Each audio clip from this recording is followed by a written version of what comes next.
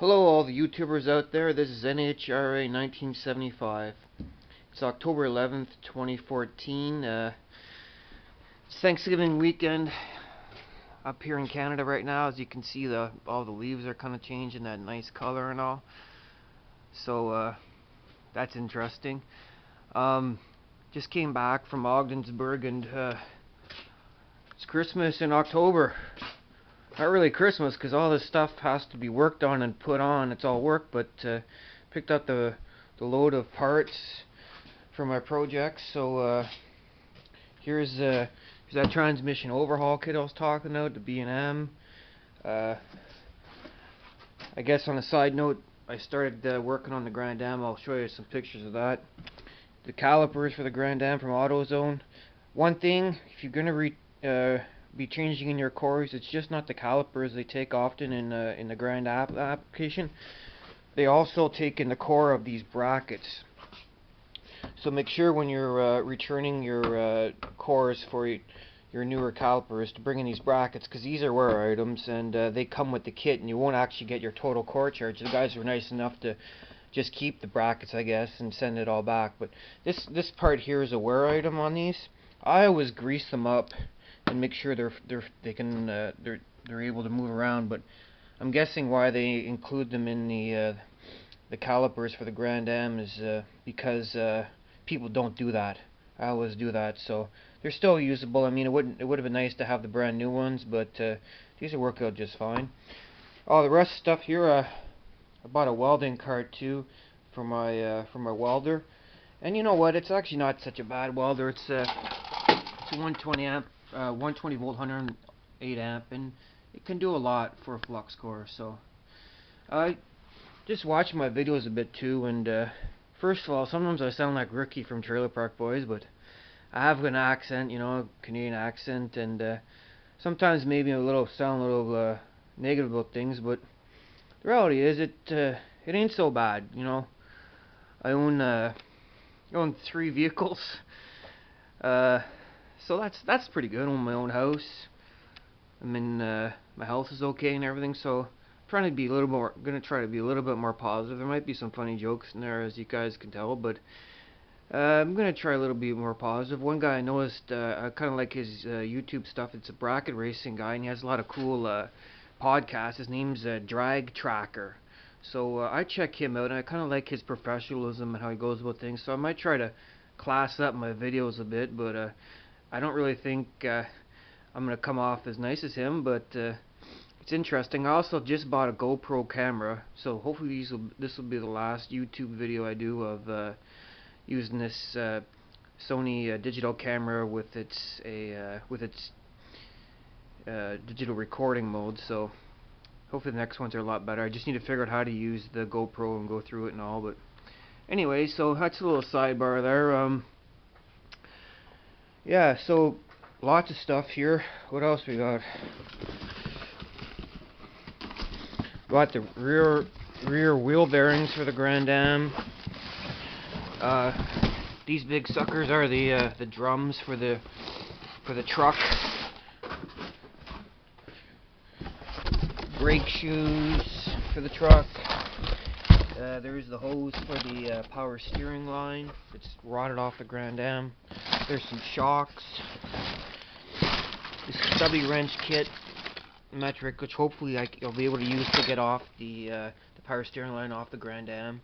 There's the calipers again. So all in all, quite a haul, but it's all work to put it on. But I'm gonna, as I said, just keep chugging away on it.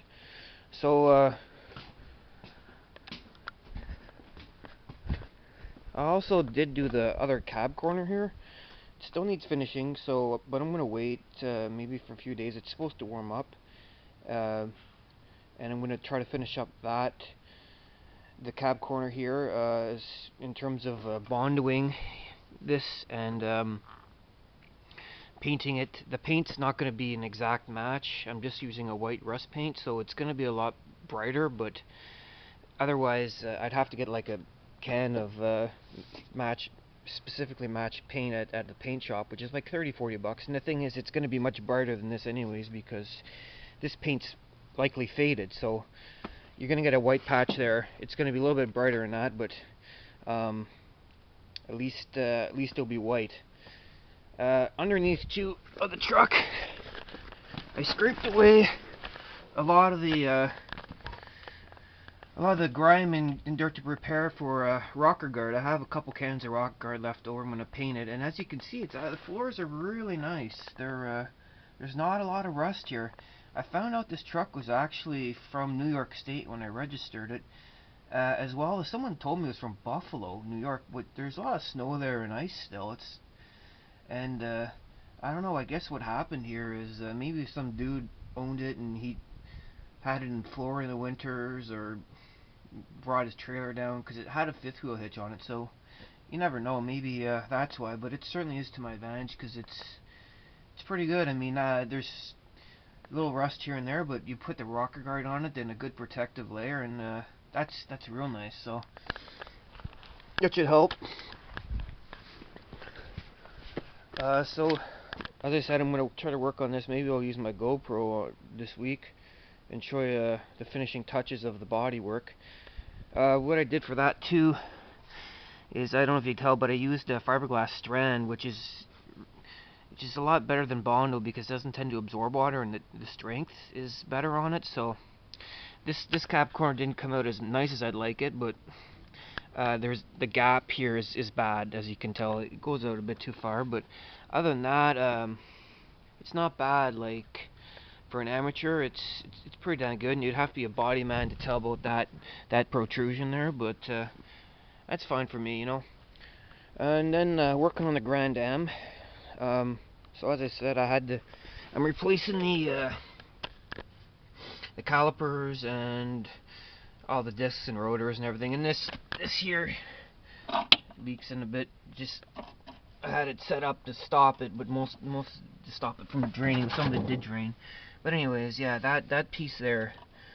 If you guys ever want to take that off, let me give you a tip. Use heat. Use some heat first, and the number 12 flare wrench. You don't need to use a lot of heat. I only had it on there for, I don't know, a minute or two maybe, and it's just my small torch here. This small torch kit here, so real basic. Any Home Depot type store would have this, and they're great for heating up parts too, for trying to get rid of undo really bad rusty parts. So they work real well. So make sure you use that, and it's use number 12. But yeah, I'm going to put the rest of the brake parts on this thing and bleed it out, and hopefully after that attack that one power steering line, which